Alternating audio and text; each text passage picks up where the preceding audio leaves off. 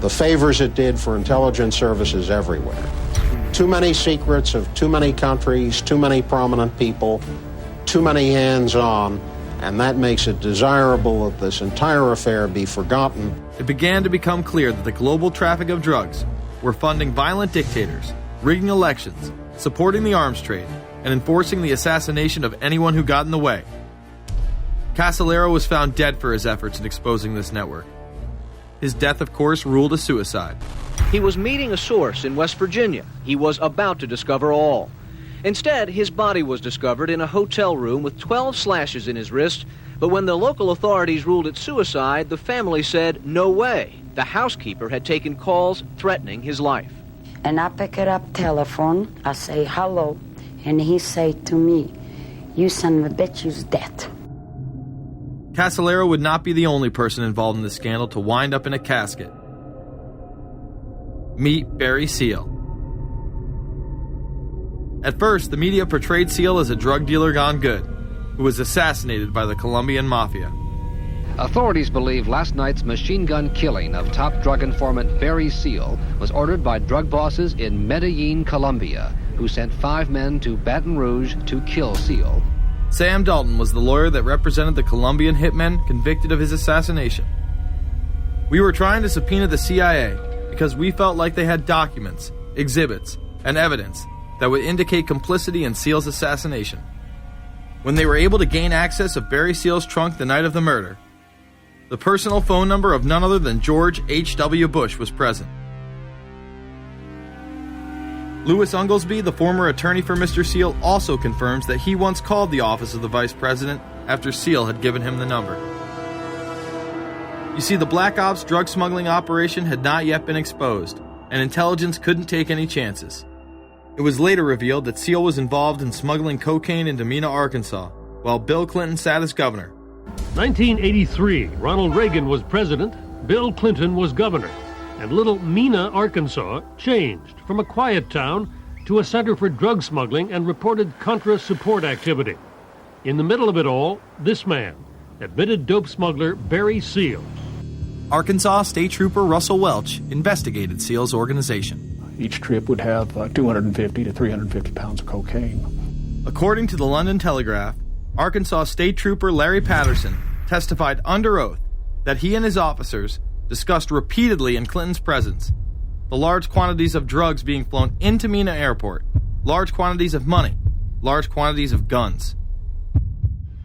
Hot Springs police officers would also record Roger Clinton, Bill's brother, during a cocaine transaction stating, "Gotta get some for my brother. He's got a nose like a vacuum cleaner." There was also a large amount of money laundering going on in Mena.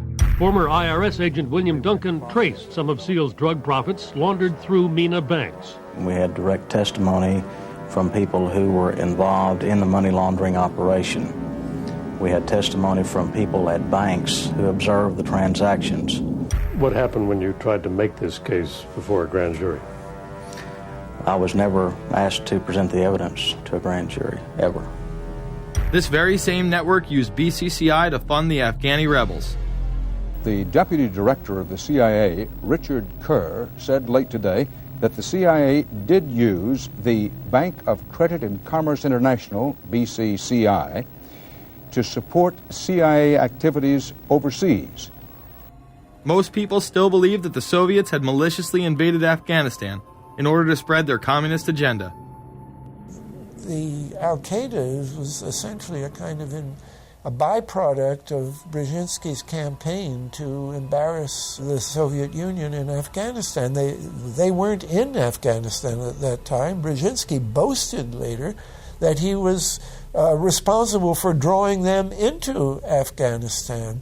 And he did this extraordinary interview with Le Nouvel Observateur in France, and they said, but aren't you worried that you've created this whole new force of Al-Qaeda? And he said, oh, what's more important, a few crazed Islamists or the fall of the Berlin Wall? And they said, but you know, is there no danger? Aren't they dangerous? And he said, nonsense. He said all this in 1998. So I knew Brzezinski, and McGill University. We were students together and took very small classes together. And in some ways he's bright, and in some ways he's kind of nuts.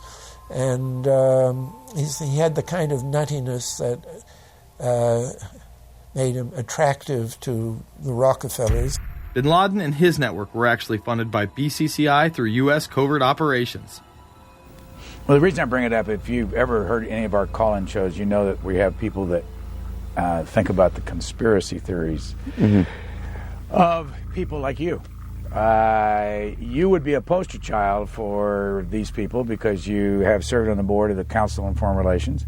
You helped start the Trilateral Commission, and you've been to the Bilderberger Group. Are people too close in this world, people in business, too close to the governments? Well, you know, there is such a thing as insidious influence. And the question is, how does it operate? Does it involve bribery? And does it involve some sort of psychological domination of individuals? I don't believe in this notion of some sort of secret societies controlling people. But of course, in any political system, there are sort of over-the-table and under-the-table arrangements. Arrangements that involved ruthless, illegal, and immoral activities in order to dominate humanity. Despite all of the evidence that has just been presented, this network would fall down the memory hole, even though 14 convictions were made in the Iran-Contra scandal.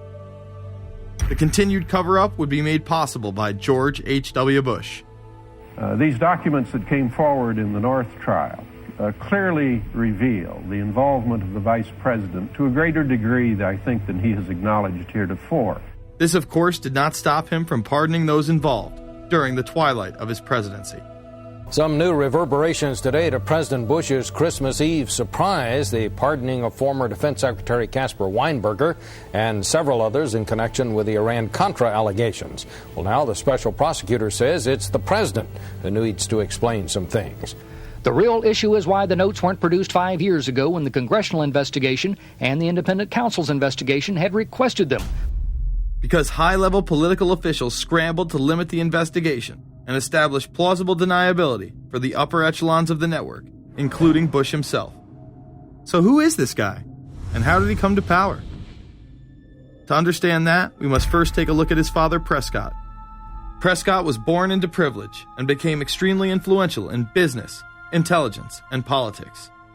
He helped establish the CIA out of the Army's Office of Strategic Services with the Dulles brothers, and served as a senator in the state of Connecticut. However, during his time serving as one of the directors of Union Banking Corporation, he was doing business with Nazis. The Bushes have been sort of at the heart of the military-industrial complex since its very beginning, and that Prescott was involved in a firm that actually fronted for Nazi firms in America. In fact, Union Banking and its subsidiaries were seized by the United States government in October of 1942 under the Trading with the Enemy Act. After the war, the assets were returned, a few fines were paid, and it was swept under the rug of forgotten history.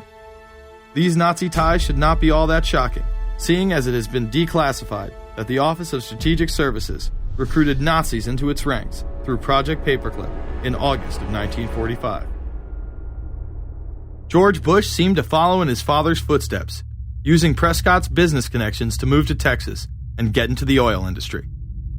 He would first attain political office as a Texas congressman in 1966, but then lose his bid as a Texas senator in 1970. It was at this time that Nixon appointed Bush as an ambassador to the United Nations. According to official accounts, Bush then began work with the CIA as its director in 1976. Evidence suggests that Mr. Bush and the CIA actually had a much longer-standing relationship. There are indications that he had relations to the CIA before. There's a very strange memo, and the names are George Bush. And when this was published, there was a lot of fuzzing of the issues, but given George H.W. Bush's strong connections with the Cuban community, I think there is a good chance that it was that the George Bush we know, so that he did have a CIA connection. Bush left the CIA just under a year after his appointment. he is credited with restoring the agency's morale, as its image was being shattered by the Church Committee's revelations of the CIA's unauthorized activities involving assassinations and corruption. In reality, Bush was